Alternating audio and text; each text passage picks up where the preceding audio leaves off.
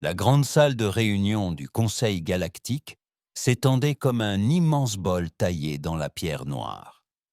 Des milliers de sièges s'élevaient en rangées incurvées, chacun conçu pour différents types de corps extraterrestres. Certains avaient besoin de réservoirs d'eau, d'autres d'un équipement respiratoire spécial. Quelques-uns flottaient dans des champs d'énergie au lieu de rester assis. Le capitaine Jake Morrison se tenait dans la section humaine, au fond du hall. Son uniforme bleu foncé était simple comparé aux robes élégantes et aux costumes métalliques portés par les autres espèces. À côté de lui, le docteur Lisa Parker tenait une petite tablette. Elle était la seule autre humaine de leur petit groupe. Le bruit dans le hall était incroyable. 47 espèces extraterrestres différentes, parlant toutes en même temps, produisaient des sons que l'oreille humaine n'était pas censée entendre. Des sifflements aigus se mêlaient à des grondements profonds et grondants. Des bips électroniques rivalisaient avec des sons musicaux qui semblaient surgir de nulle part. Au centre de la salle se tenait l'ambassadeur Zektar. Il était issu de l'Empire valdorien, l'un des groupes les plus anciens et les plus puissants du Conseil. Son espèce ressemblait à des lézards géants, bipèdes. Des écailles tessées et dorées couvraient son corps, et ses yeux jaunes n'avaient pas de pupilles visibles pour les humains. Zektar leva une main griffue. Le bruit s'éteignit lentement. Lorsqu'il parla, sa voix fut traduite dans toutes les langues de la salle, grâce à de minuscules appareils portés par chaque délégué. Le Conseil a pris sa décision concernant le problème humain, annonça Zektar. Sa voix était froide et solennelle. L'espèce humaine s'est étendue trop rapidement dans un espace appartenant à d'autres. Morrison sentit sa mâchoire se serrer.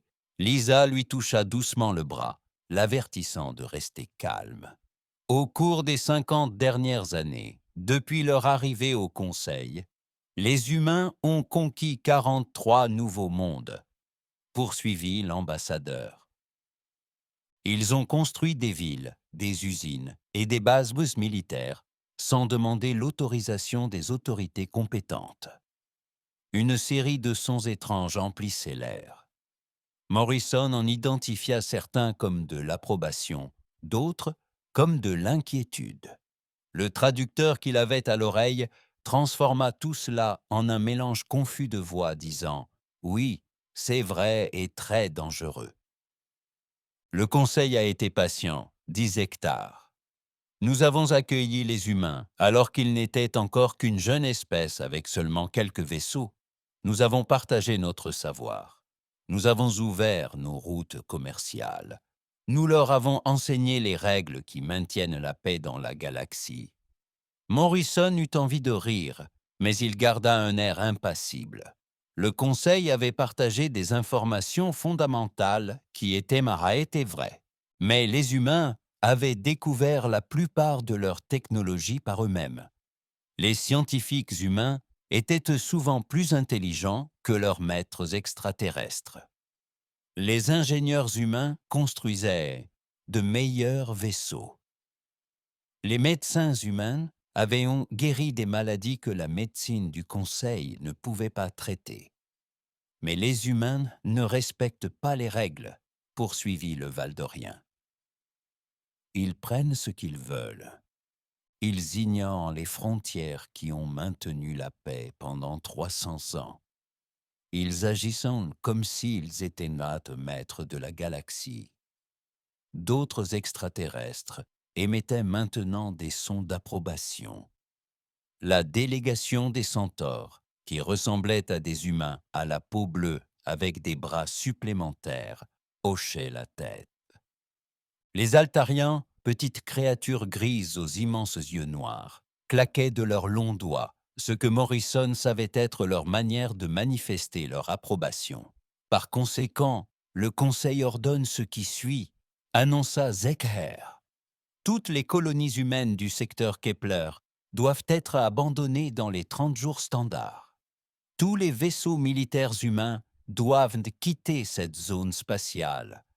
Toutes les opérations minières et de recherche humaine doivent cesser immédiatement. Un nouveau vacarme s'éleva dans la salle. Cette fois, l'approbation provenait principalement des délégués extraterrestres. Quelques espèces restèrent sinon silencieuses, mais il s'agissait des plus petites et des plus faibles, qui prenaient rarement la parole lors des réunions du Conseil.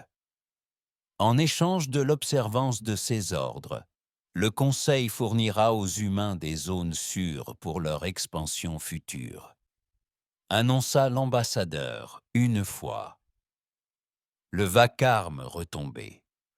Ces zones seront choisies par le Conseil afin d'éviter les conflits avec d'autres espèces. Lisa se pencha vers Morrison et murmura. Les zones sûres désignent probablement les pires planètes de la galaxie, des endroits que personne d'autre ne veut. Morrison hocha légèrement la tête. Il avait lu les rapports de renseignement. Les zones sûres proposées par le Conseil étaient principalement des roches mortes flottant autour d'étoiles mourantes. Pas d'eau, pas d'air respirable, pas de minéraux précieux. Il faudrait des quantités massives de technologie et d'argent pour simplement survivre là-bas, sans parler de la construction de colonies prospères. Si les humains refusent ces conditions généreuses, poursuivit Zektar, le Conseil n'aura d'autre choix que de prendre des mesures plus sévères. Les sanctions économiques seront appliquées immédiatement. Les vaisseaux humains seront bannis de l'espace du Conseil. Le commerce humain sera complètement stoppé. La menace était claire, mais Morrison savait qu'elle allait s'aggraver si les mesures économiques ne parvenaient pas à convaincre les humains de respecter la loi du Conseil. Une action militaire pourrait s'avérer nécessaire, déclara l'ambassadeur. Ses yeux jaunes semblaient fixés sur Morrison. Le Conseil dispose de milliers de vaisseaux. Les humains en ont peut-être 200. Le choix devrait être évident. La salle était maintenant plongée dans un silence total. Chaque délégué extraterrestre observait la minuscule section humaine. Morrison sentait leur regard comme un poids physique pesant sur lui. Zekitar descendit de son estrade et marcha lentement vers la zone réservée aux humains. Ses pieds griffus claquaient sur le sol de pierre à chaque pas. Lorsqu'il atteignit Morrison, il sourit comme son espèce, dévoilant des rangées de dents acérées. « Capitaine Morrison, dit l'ambassadeur d'une voix froide, votre peuple finira sûrement par entendre raison. Le Conseil dirige la galaxie depuis des siècles. Nous savons ce qui est le mieux pour toutes les espèces. Votre peuple est encore jeune. Vous avez besoin de conseils. » Morrison leva les yeux vers l'alien qui le dominait de toute sa hauteur. Dans la salle, des milliers d'yeux extraterrestres observaient et attendaient. Le silence dura de longues secondes. Finalement, Morrison se leva lentement. Il était grand pour un humain, mais tout de même beaucoup plus petit que le Valdorien. Sa voix était calme et claire. « Ambassadeur Zektar, j'ai entendu les exigences du Conseil, dit Morrison. J'ai entendu vos menaces. Je comprends parfaitement ce que vous demandez. »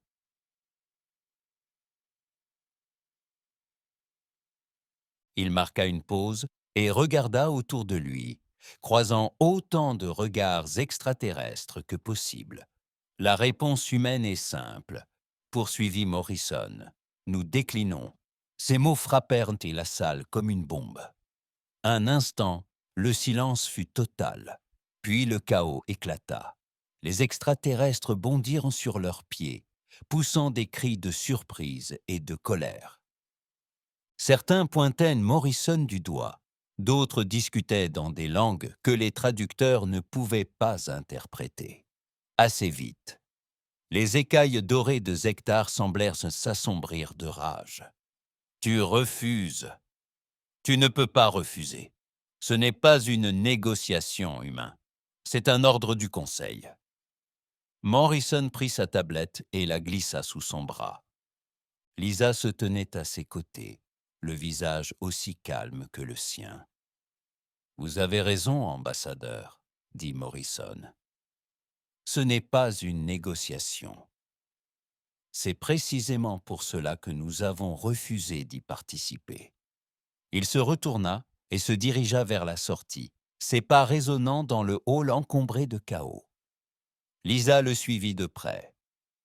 Arrivés à la porte, Morrison jeta un regard en arrière vers la marée de visages extraterrestres en colère. « Bonjour, messieurs, » dit-il poliment, puis il franchit la porte et disparut. Derrière eux, le Conseil galactique explosa dans la plus grande crise de ses 300 ans d'histoire. Pour la première fois, une espèce avait tout simplement refusé d'obéir. La nouvelle de ce qui s'était passé lors de la réunion du Conseil se répandit dans l'espace plus vite que prévu. Sur tous les mondes extraterrestres, le scénario était le même.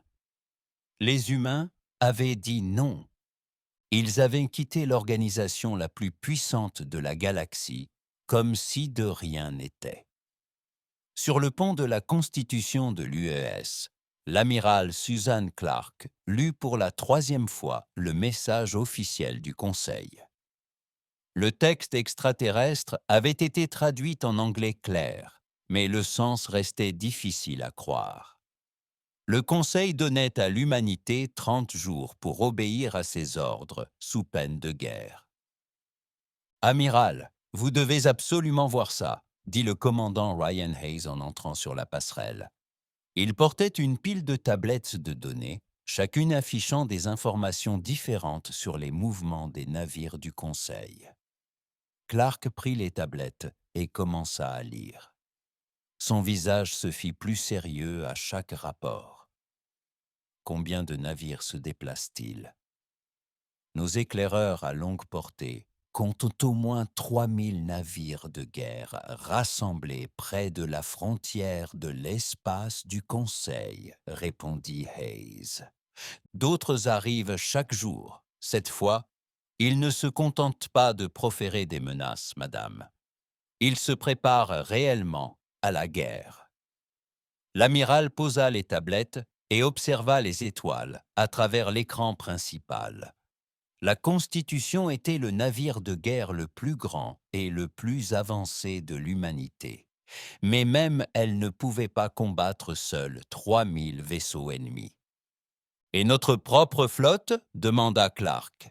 Hayes consulta une autre tablette. « Nous avons 187 vaisseaux de combat répartis dans toutes les colonies humaines. Si nous mobilisions tous nos vaisseaux pour la défense, nous pourrions peut-être protéger la Terre et peut-être 5 autres mondes majeurs. » Clark hocha lentement la tête. Le calcul était simple et brutal. Le Conseil disposait d'une supériorité militaire écrasante. En cas de combat direct, l'humanité aurait subi une lourde défaite. « Commandant, envoyez un message prioritaire à toutes les colonies et bases militaires humaines, » ordonna-t-elle. « Dites-leur que l'opération Portes fermées est désormais active. » Hayes parut surpris. L'opération Portes fermées était un plan qui avait été évoqué, mais jamais mis en œuvre. « Madame, êtes-vous sûre? Une fois cette opération lancée, il n'y aura plus de retour en arrière. Le Conseil veut nous traiter comme des enfants qui méritent d'être punis, » a déclaré Clark. « Montrons-leur ce qui arrive quand les enfants quittent la maison. » En quelques heures, Les ordres se sont répandus dans l'espace humain. Tous les navires marchands humains ont été rappelés immédiatement. Tous les accords commerciaux avec les espèces du Conseil ont été annulés. Tous les projets de recherche communs furent interrompus. Tous les programmes d'échange culturel cessèrent sans explication. À la colonie humaine de New Boston, le gouverneur Pete Wilson reçut ses ordres avec soulagement. Il s'inquiétait de la défense de son monde contre les attaques du Conseil. Il avait désormais une mission utile à accomplir. Désactiver tous les relais de communication quantique connectés à l'espace du Conseil, ordonna-t-il à son équipe technique. Annuler les livraisons de fournitures médicales aux hôpitaux d'Altar. Rappeler nos ingénieurs miniers de la ceinture d'astéroïdes Centauri. Similaire. Des suns se déroulèrent sur des dizaines de mondes humains. Sur Nouvelle Terra, le gouvernement colonial mit fin à un important projet de terraformation mené en partenariat avec le collectif terrien. Les extraterrestres avaient appris des techniques de terraformation humaine, mais ils allaient désormais devoir se débrouiller seuls. Sur Kepler Prime, la planète à l'origine de toute cette crise, l'administratrice coloniale Amy Foster adopta une approche différente. Au lieu de simplement mettre fin aux programmes humains, elle entreprit de les développer. Elle ordonna de doubler les équipes de construction travaillant sur les plateformes de défense orbitale. Augmenter les opérations minières dans le système extérieur. Je souhaite que tous les vaisseaux humains qui commerçaient avec le Conseil viennent ici. Les résultats furent immédiats et choquants. En une semaine, l'espace du Conseil commença à connaître de graves problèmes. Les centres médicaux d'Altar qui utilisaient la technologie de biorégénération humaine depuis des années se retrouvèrent soudainement incapables de soigner correctement leurs patients. Les taux de mortalité commencèrent à grimper. Les opérations minières des centaures, dépendantes d'équipements de forage conçus par l'homme, furent interrompues faute de pièces de rechange. Les nouvelles colonies du collectif terrien commencèrent à péricliter, leurs techniques de terraformation apprises par les humains échouant sans l'aide technique humaine. Mais le choc le plus terrible survint d'une manière inattendue. La technologie humaine était devenue si courante dans l'espace du Conseil que la plupart des extraterrestres ne réalisaient même pas à quel point ils en dépendaient. Les vaisseaux de guerre du Conseil découvrirent que leurs capteurs les plus avancés utilisaient des processeurs quantiques conçus par des humains. Leurs infirmeries étaient équipées d'instruments chirurgicaux humains. Leur système de communication reposait sur des logiciels de cryptage humain. Sur la planète capitale du Conseil, le chancelier Thexmore convoqua une réunion d'urgence avec ses principaux conseillers. L'imposant extraterrestre, leader était connu dans toute la galaxie pour sa sagesse sereine. Mais aujourd'hui, il semblait inquiet. « Comment est-ce arrivé ?» demanda-t-il. « Comment sommes-nous devenus si dépendants d'une seule espèce en seulement 50 ans ?» Le conseiller économique Veltar, une petite créature ressemblant à une plante ambulante, afficha des cartes holographiques dans les airs au-dessus de la table de réunion. « Chancelier, les humains ont été très malins. Ils ne se sont pas contentés de nous vendre leur technologie. Ils l'ont intégrée à nos systèmes existants. Les graphiques montraient l'étendue de l'influence technologique humaine dans l'espace du Conseil. Elle était omniprésente. Des ordinateurs quantiques humains gérait les systèmes bancaires de 12 planètes majeures. Les progrès de la médecine humaine ont permis de maintenir en vie des populations âgées de 6 espèces différentes. Des techniques d'ingénierie humaine ont été utilisées pour la construction de bâtiments municipaux, de navires et d'infrastructures. 17% de notre base technologique totale dépend des innovations humaines, a poursuivi Veltar. Sans leur soutien et leurs pièces de rechange, nous prévoyons un effondrement économique complet d'ici 6 mois. Le chancelier Texmore ressentit quelque chose qu'il n'avait pas ressenti depuis des décennies. La peur. Qu'en est-il de nos avantages militaires? Nous disposons encore de vaisseaux. Le commandant militaire Zorgak, un guerrier de la même espèce que l'ambassadeur Zektar, se tortilla, mal à l'aise. Chancelier, cela n'a peut-être pas autant d'importance que nous le pensions. Nos rapports de renseignement suggèrent que les humains construisent secrètement de nouveaux vaisseaux et de nouvelles armes. Quel genre d'armes? Nous l'ignorons. Nos réseaux d'espionnage dans l'espace humain sont devenus totalement silencieux. Chaque monde humain a fermé ses frontières aux citoyens du Conseil. Nous ne pouvons pas nous approcher suffisamment pour voir ce qu'ils font. La réunion dura des heures, mais la conclusion était toujours la même. Le Conseil avait commis une grave erreur. Ils avaient tenté de forcer l'humanité à obéir, pensant que les humains n'auraient d'autre choix que de se soumettre. Au lieu de cela, l'humanité s'était tout simplement retirée. Sur des mondes humains lointains, le bruit des travaux de construction résonnait jour et nuit. De nouveaux vaisseaux étaient construits. De nouvelles armes étaient testées. De nouvelles colonies étaient établies hors de portée du Conseil.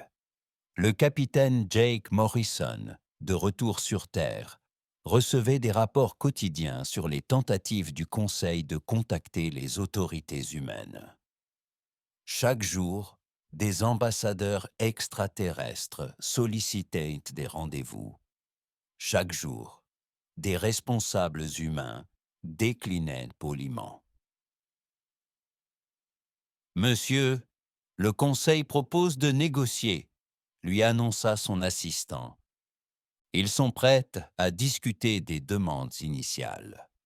Morrison leva les yeux de son bureau et sourit. Répétez-leur ce que je leur ai dit auparavant. Nous déclinons. L'assistant parut perplexe. Refusez de négocier, monsieur?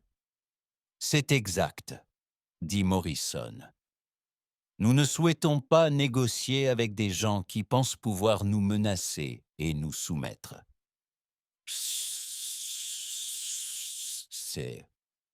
Nous avons trouvé une meilleure solution pour gérer la situation. Tandis qu'il parlait, un autre rapport arrivait des colonies extérieures. 3 autres mondes avaient été terraformés avec succès grâce à une technologie purement humaine. La population humaine de l'espace augmentait de jour en jour, les gens quittant la Terre surpeuplée pour de nouvelles opportunités parmi les étoiles. Le Conseil avait voulu contrôler l'expansion de l'humanité.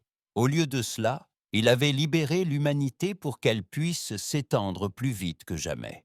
La galaxie était sur le point d'apprendre que parfois, la meilleure réponse à une menace est de l'ignorer et de continuer à avancer. 2 semaines après le départ des humains du Conseil, la panique se répandait dans la galaxie comme une maladie. Ce qui n'était au départ que des désagréments mineurs se transformait en véritable crise sur des dizaines de mondes. Sur la planète natale d'Altar, le docteur Kexelon, debout dans son centre médical, regardait ses patients mourir. Les machines de biorégénération qui avaient sauvé des milliers de vies tombaient en panne une à une. Sans pièces de rechange humaines, ils ne pouvaient rien faire pour les réparer. Docteur, nous avons 37 patients dans un état critique et seulement 2 unités de régénération fonctionnelle, rapporta son assistant. Les grands yeux noirs du petit extraterrestre gris trahissaient la peur qu'ils ressentaient tous. Le docteur Kexelon était guérisseur depuis plus de 60 ans. Il avait vu des guerres, des épidémies et des catastrophes naturelles, mais il ne s'était jamais senti aussi impuissant. Combien de temps faudra-t-il avant que les unités restantes tombent en panne? Peut-être une semaine, peut-être moins. Les techniciens humains ont toujours dit que ces machines nécessitaient un entretien régulier, avec des pièces spécifiques. Nous n'avons jamais appris à fabriquer ces pièces nous-mêmes. Le médecin s'est approché de la fenêtre et a regardé sa ville. D'autres centres médicaux à travers la planète signalaient les mêmes problèmes. La population d'Altar vieillissait et leur ancienne technologie médicale ne pouvait plus traiter les maladies liées à l'âge. La médecine humaine leur avait procuré en moyenne 20 années de vie supplémentaires. Or, ces années leur étaient désormais retirées. Des scènes similaires se déroulaient dans les espaces du Conseil. Sur les mondes miniers Centauri, l'administrateur Velcom assistait à l'arrêt complet de ces opérations. L'équipement de forage conçu par l'homme avait parfaitement fonctionné pendant 10 ans, mais il tombait en panne plus vite. Ses ingénieurs pourraient alors le réparer. « Monsieur, les têtes de forage s'usent trop vite », rapporta son ingénieur en chef. Les têtes humaines ont tenu 6 mois chacune. Nos têtes de remplacement tiennent à peine 6 jours. Velcom sentit ses avant-bras trembler de frustration. Les centaures étaient fiers de leur expertise minière depuis des siècles, mais la technologie humaine les avait rendus 3 fois plus efficaces. Son peuple était devenu paresseux, s'appuyant sur des outils humains au lieu de développer les siens. « Et les autres sociétés minières ?» demanda-t-il. « Toutes ont les mêmes problèmes, monsieur. » Monsieur, la production de l'ensemble du secteur a chuté de 80%.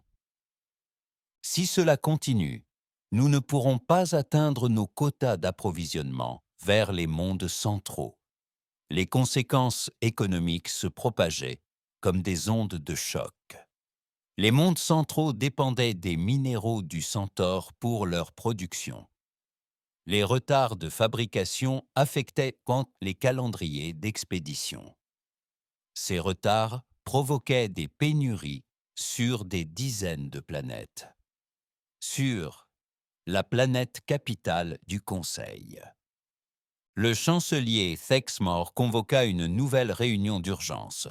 Cette fois, l'immense salle de conférence était remplie de voix désespérées, toutes en même temps. Des représentants de 47 espèces différentes faisaient tout leur rapport. La même chose. Un désastre. « À l'ordre!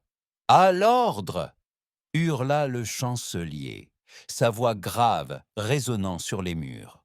« Nous allons discuter de cela comme des êtres civilisés, et non comme des animaux se disputant de la nourriture. » L'ambassadeur Zektar, qui avait déclenché cette crise par ses exigences envers les humains, s'est levé le premier.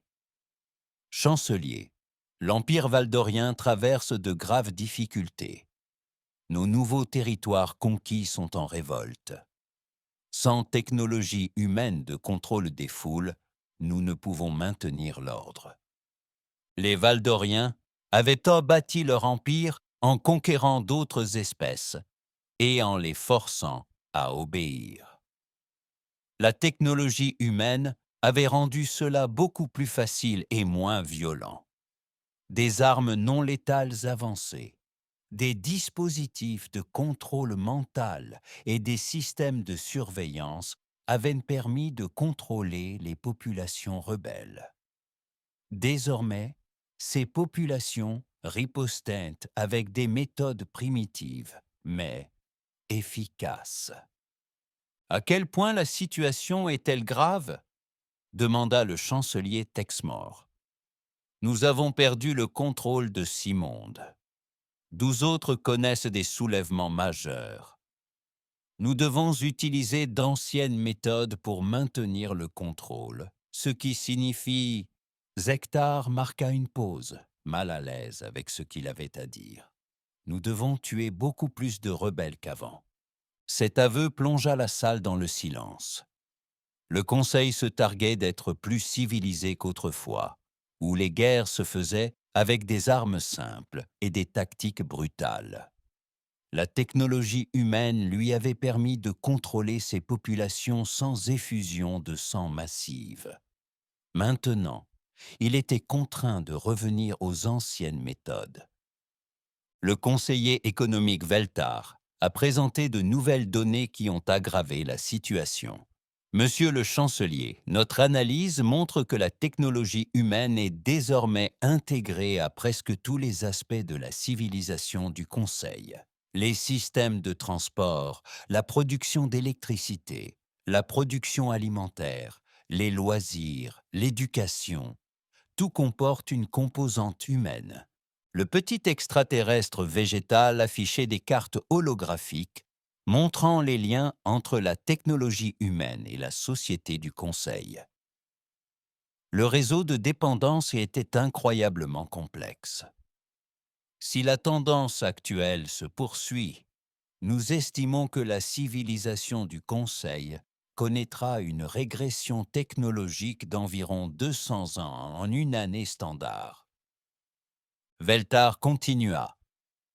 Nous allons perdre des capacités que nous tenions pour acquises depuis des décennies. Le chancelier Texmore sentit un frisson lui glacer le ventre. Qu'en est-il de notre situation militaire? Pouvons-nous encore forcer les humains à revenir? Le commandant militaire Zorgak se leva lentement. Ses écailles dorées, habituellement brillantes de confiance, semblaient ternes et fanées. « Monsieur le chancelier, je dois vous faire part d'informations inquiétantes au sujet d'activités humaines. » De quelles activités s'agit-il? Nos capteurs longue portée ont détecté d'importants projets de construction dans la périphérie, au-delà des locaux du conseil municipal. Les humains construisent quelque chose d'immense, de multiples choses. Nous comptons au moins 12 installations majeures en construction. Le commandant activa un écran holographique montrant la limite de l'espace connu. Des points rouges marquaient seuls les endroits où une activité humaine avait été détectée. « Que construisent-ils » demanda le chancelier. « Nous l'ignorons. Nos vaisseaux espions ne peuvent pas s'approcher suffisamment pour enquêter. Les humains ont établi un périmètre autour de leur zone de construction grâce à une nouvelle technologie. Nos vaisseaux sont détectés et refoulés avant même d'avoir pu apercevoir quoi que ce soit d'utile. Des rapports plus alarmants ont suivi. Les colonies humaines du secteur contesté de Kepler non seulement refusaient de partir, mais s'étendaient rapidement. De nouvelles colonies étaient honnêtes construites. De nouvelles exploitations minières commençaient. La population augmentait avec l'arrivée d'humains venus d'autres mondes. Ils se comportent comme s'ils étaient maîtres de cet espace, se plaignit le représentant terrien, une espèce pacifique qui prenait rarement la parole lors des réunions du Conseil. Ils ignorent complètement nos frontières. Le chancelier Texmore comprit que la situation devenait incontrôlable. Le Conseil avait tenté de discipliner l'humanité comme un parent punit son enfant, mais l'enfant IBA avait grandi et avait quitté la maison. Pire encore, l'enfant avait emporté avec lui tous les outils et connaissances utiles. Quelles sont nos options? Demanda-t-il à ses conseillers. Nous pourrions encore lancer une attaque militaire, suggéra le commandant Zorgak sans grand enthousiasme. Notre flotte est toujours plus importante que la leur. Et avec quelles armes? Demanda Veltar d'un ton sec. 17% de notre technologie militaire comprend des composants humains. Comment entretenir nos vaisseaux? Comment réparer nos armes? Comment communiquer entre flottes lorsque notre cryptage dépend de logiciels humains? Le silence se fit dans la salle, tandis que l'ampleur de leur situation devenait évidente. Ils avaient menacé l'humanité avec une force supérieure, mais cette force dépendait de la technologie humaine pour fonctionner correctement. « Il y a encore une chose, » dit doucement le commandant Zorgak. « Nos renseignements suggèrent que certaines espèces de membres du Conseil tentent secrètement de contacter directement les humains. Elles souhaitent conclure des accords commerciaux séparés. » Les yeux du chancelier Thexmore s'écarquillèrent de stupeur. De quelles espèces s'agit-il? Nous n'en sommes pas certains, mais nous soupçonnons au moins 6 espèces mineures et peut-être 2 espèces majeures.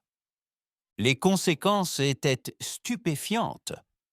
Si les membres du Conseil commençaient à conclure des accords séparés avec l'humanité, le Conseil lui-même perdrait toute pertinence. L'unité qui avait maintenu la paix pendant 3 siècles pourrait s'effondrer complètement. Hors de la salle de réunion, à travers la galaxie, la crise continuait de s'aggraver. Les hôpitaux manquaient de médicaments. Les usines fermèrent leur chaîne de production. Les navires furent immobilisés, faute de pièces détachées. Les réseaux de communication connurent des pannes croissantes. Et dans l'espace vide au-delà du territoire du Conseil, les constructions humaines continuèrent jour et nuit.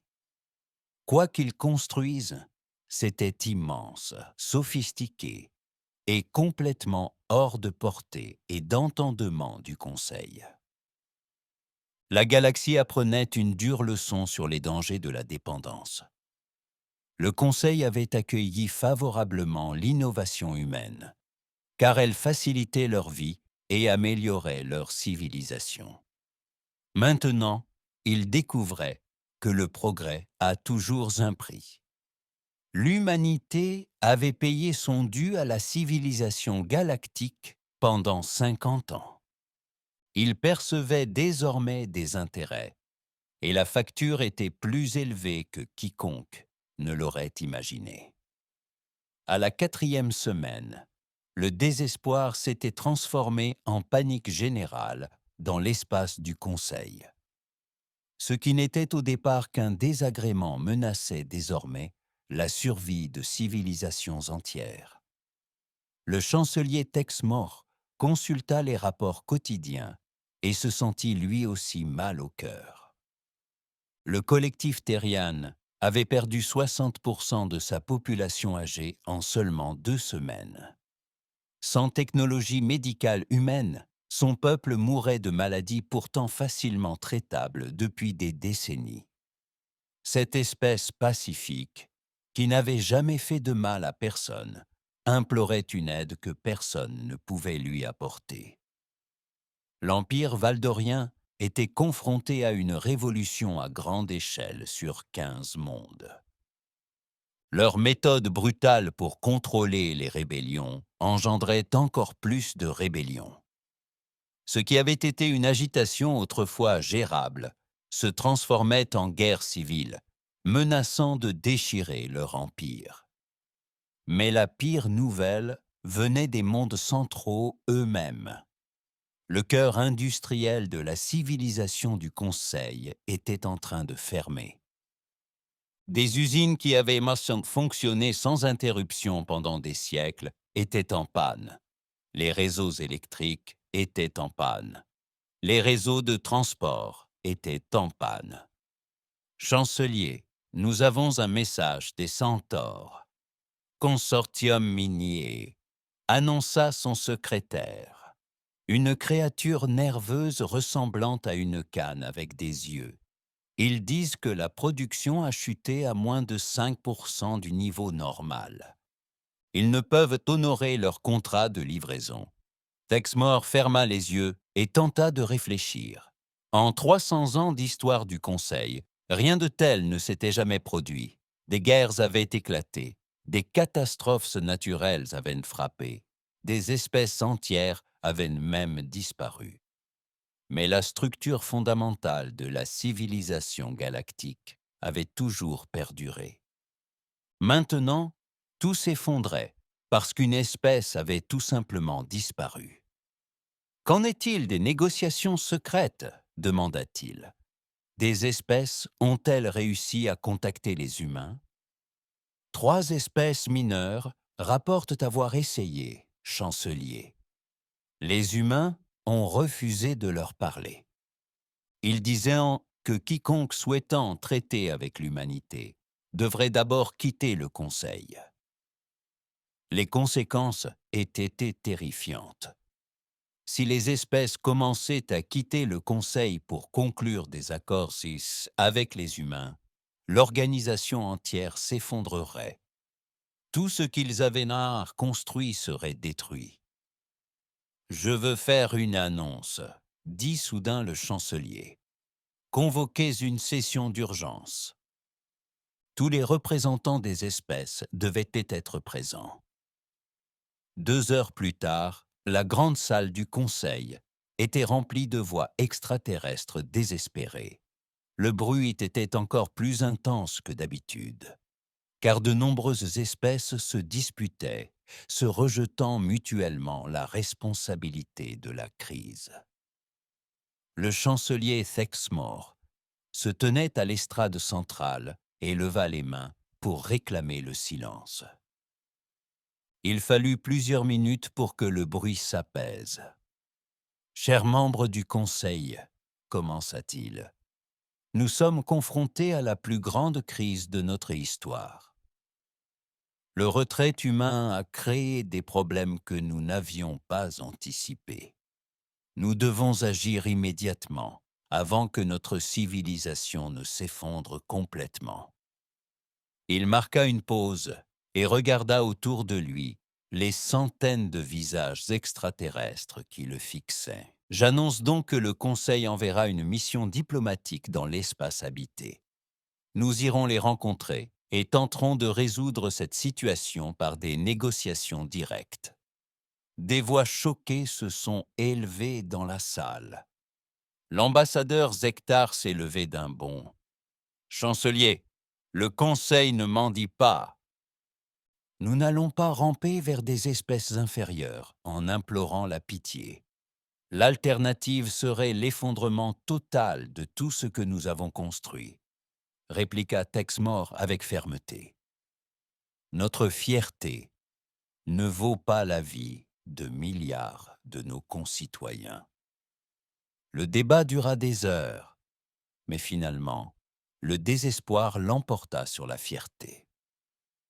Le Conseil vota l'envoi d'une mission diplomatique dans l'espace habité, pour la première fois dans l'histoire galactique. La délégation était impressionnante à tous égards. L'ambassadeur Zektar dirigeait le groupe malgré ses objections. Des représentants de 12 espèces majeures le rejoignirent, dont certaines des voix les plus influentes du Conseil. Leur navire était le plus prestigieux vaisseau diplomatique de la flotte, équipé de tout le luxe et des symboles de l'autorité du Conseil. En approchant de la frontière de l'espace humain, ils s'attendaient à être accueillis avec le respect dû à des visiteurs aussi importants. Au lieu de cela, ils furent frappés par un événement qui les choqua profondément. « Attention, vaisseau du Conseil, fit une voix humaine calme dans le système de communication. Vous approchez d'un espace restreint. Veuillez nous faire part de vos préoccupations. L'ambassadeur Zektar s'avança. À la console de communication. Ici l'ambassadeur Zektar, représentant du Conseil galactique. Nous exigeons un passage sûr pour des raisons diplomatiques. Nous souhaitons discuter avec les autorités humaines afin de résoudre nos difficultés actuelles. Il y eut un long silence avant que la voix humaine ne réponde. Ambassadeur, vous n'êtes pas autorisé à pénétrer dans l'espace humain. Veuillez faire demi-tour et retourner sur le territoire du Conseil. Les écailles dorées du Valdorien s'assombrirent de rage.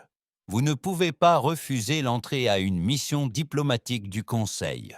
Nous avons le droit de voyager partout dans la galaxie, conformément aux lois galactiques. Ambassadeur, l'espace humain n'est plus soumis aux lois galactiques, répondit calmement la voix. Nous nous sommes retirés de ce système il y a 4 semaines. Vous n'avez aucune autorité ici. Pour la première fois de sa longue carrière diplomatique, Zektar resta sans voix. L'humain traitait le Conseil comme s'il n'était qu'un gouvernement mineur, sans droit ni privilège particulier. « Je vous parle depuis le gardien de l'UES, poursuivit la voix. Je suis le commandant Beth Adams.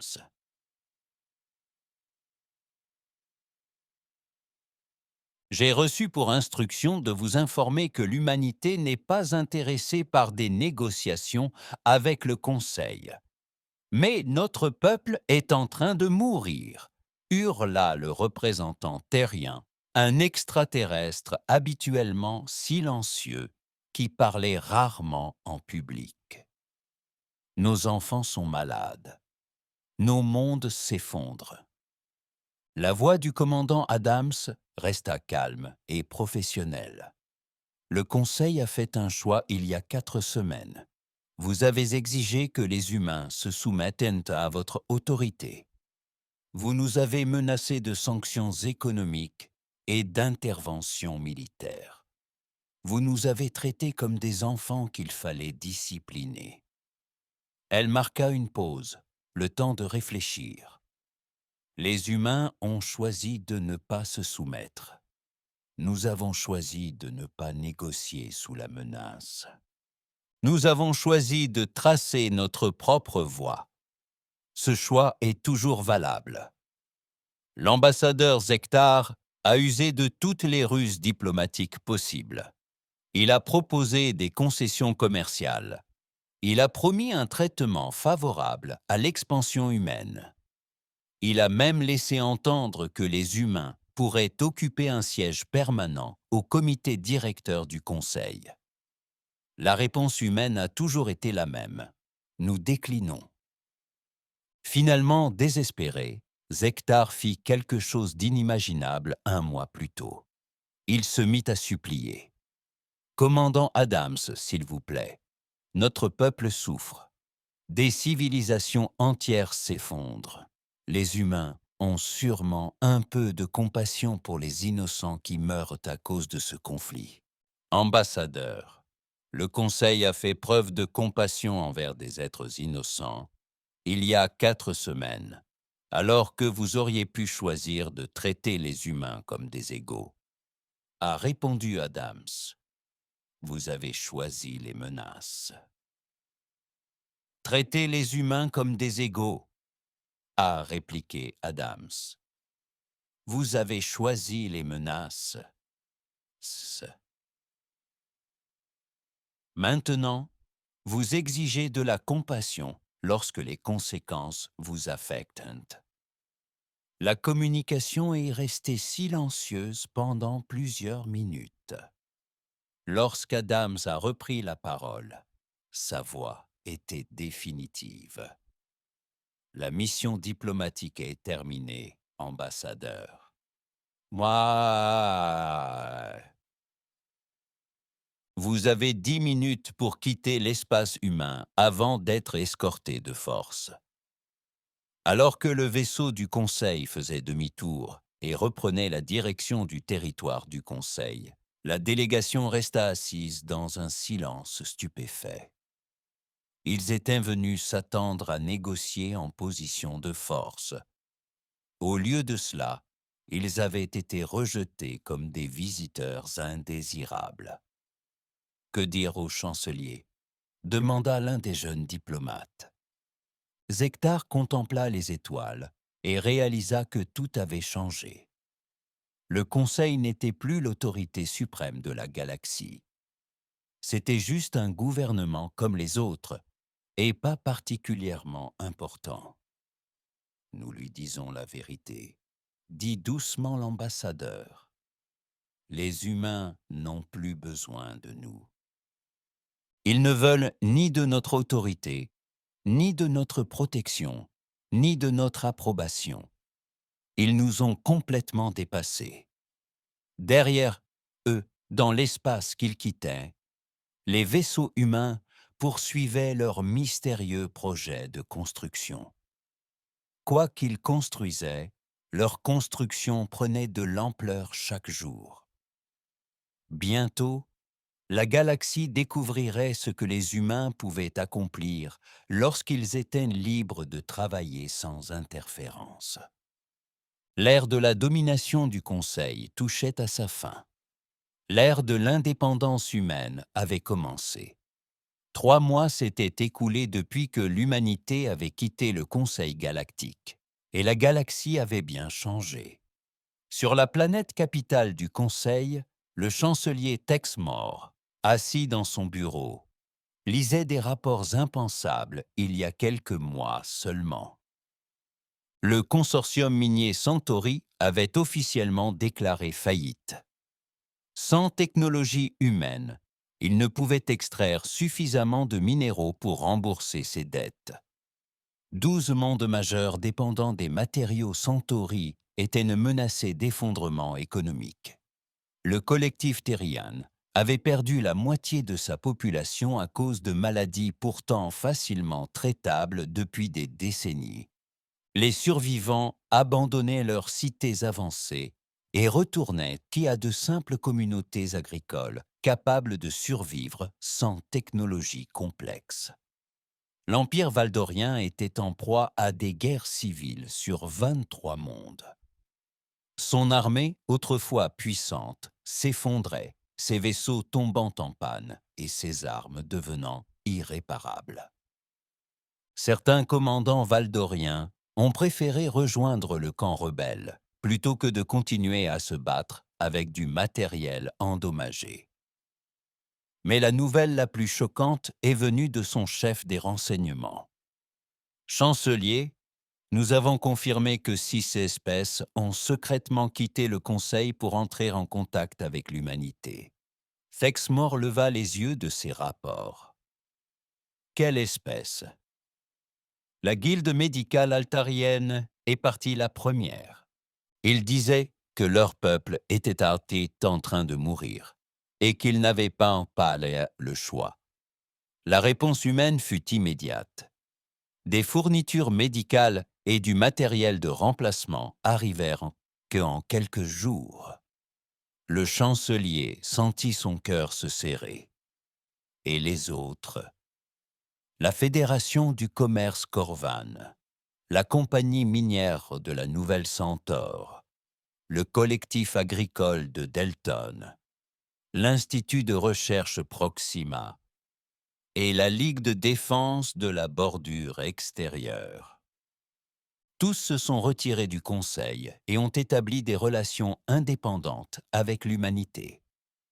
Chaque nom était comme un couteau dans la poitrine de Texmore. Il ne s'agissait pas d'espèces mineures qui comptaient à peine. Il s'agissait de membres importants, dont le départ paralyserait le fonctionnement du Conseil. « Qu'exigent les humains en échange de leur aide ?» demanda-t-il. « C'est là le plus étrange, chancelier. D'après nos renseignements, Les humains n'ont pas d'exigences déraisonnables. Ils exigent simplement que ces espèces reconnaissent l'indépendance humaine et acceptent de traiter les humains en égaux dans toutes leurs relations futures. Thexmore était perplexe. C'est tout? Pas de tribu? Pas de privilèges spéciaux? Pas de concessions territoriales? Non, monsieur. Les humains semblent plus soucieux d'établir des relations respectueuses que d'obtenir une rémunération pour leur aide. C'était complètement différent du fonctionnement du Conseil. Lorsque le Conseil aidait une espèce en crise, il exigeait toujours quelque chose en retour, des droits territoriaux, des avantages commerciaux, un soutien militaire ou des concessions politiques. Apparemment, les humains aidaient les anciens membres du Conseil simplement parce qu'ils le leur avaient demandé poliment. Devant son bureau, le chancelier entendait des bruits de chantier. Le Conseil était contraint de reconstruire sa base technologique de toutes pièces en utilisant d'anciens modèles moins performants, mais ne nécessitant pas de composants humains. Les progrès étaient lents et coûteux. Dans l'espace humain, la situation était tout autre. Le capitaine Jake Morrison se tenait sur la plateforme d'observation de la station Titan récemment achevée, l'une des 12 installations gigantesques construites par les humains au-delà du territoire du Conseil. Chaque station était plus grande que la plupart des stations spatiales extraterrestres et équipée d'une technologie surpassant tout ce que le Conseil avait jamais créé. Rapport de situation, commandant, dit Morrison au jeune officier à côté de lui. Monsieur, les 12 stations sont désormais opérationnelles. La production de vaisseaux coloniaux est en avance sur le calendrier. Nous lançons 3 nouvelles expéditions de colonisation chaque mois. La population humaine a augmenté de 40% depuis notre départ du Conseil. Morrison hocha la tête avec satisfaction. 40% depuis notre départ du Conseil. Morrison hocha la tête avec satisfaction. Le retrait de l'espace du Conseil avait forcé l'humanité à devenir totalement autonome, et les résultats étaient impressionnants. Sans avoir à partager sa technologie ni à suivre les règles du Conseil, la science et l'ingénierie humaine avaient progressé plus vite que jamais. Qu'en est-il des anciennes espèces du Conseil qui nous ont rejoints ? Demanda-t-il. Avant. Qu'en est-il des anciennes espèces du Conseil qui nous ont rejoints ? Demanda-t-il. L'intégration se déroule sans problème. Monsieur, les Altarians ont été particulièrement utiles dans la recherche médicale. Les marchands Corvan ont ouvert de nouvelles routes maritimes, bien plus efficaces que les anciens systèmes du Conseil. Tout le monde semble satisfait de ces nouvelles dispositions. À travers les immenses fenêtres de la station, Morrison pouvait observer les allées et venues incessantes des vaisseaux humains. Certains se dirigeaient vers de nouvelles colonies au-delà du pourtour galactique. D'autres revenaient de missions commerciales avec les espèces ayant quitté le Conseil. Quelques-uns étaient d'énormes cargos, transportant des provisions pour aider les civilisations abandonnées par le Conseil. De retour dans la capitale du Conseil, le chancelier Thexmore prit une décision qui, il le savait, ruinerait sa carrière politique, mais pourrait sauver ce qui restait de la civilisation galactique. Il convoqua une dernière session d'urgence du Conseil. La grande salle était bien plus vide qu'il y a 3 mois. 6 espèces majeures ayant disparu et plusieurs autres n'ayant envoyé que des représentants subalternes, l'assemblée autrefois puissante paraissait petite et vaincue. Chers membres du Conseil, commença Thexmore, j'ai convoqué cette séance pour faire une annonce que, je le sais, beaucoup d'entre vous ne voudront pas entendre. Il marqua une pause et regarda l'assemblée réduite autour de lui. Je dissous officiellement les revendications territoriales contre l'humanité. Je reconnais l'indépendance humaine et son droit à s'étendre librement dans l'espace. J'offre à l'humanité un siège permanent au comité directeur du Conseil, avec plein droit de vote. La salle s'ouvrit de voix furieuses, mais elles étaient moins nombreuses qu'auparavant, et elles semblaient plus désespérées que puissantes. De plus, le chancelier poursuivit une fois le bruit retombé. J'autorise toute espèce membre du Conseil à établir des relations indépendantes avec l'humanité, si elle le souhaite. L'ambassadeur Zektar se leva, ses écailles dorées noircies par la rage. Chancelier, vous ne pouvez pas abandonner tout ce que nous avons gagné. Le Conseil a gouverné cette galaxie pendant 3 siècles. Le Conseil a échoué, répondit simplement Thexmo. Nous avons tenté de forcer l'humanité à se soumettre, et au lieu de cela, nous nous sommes autodétruits. Il est temps d'accepter la réalité.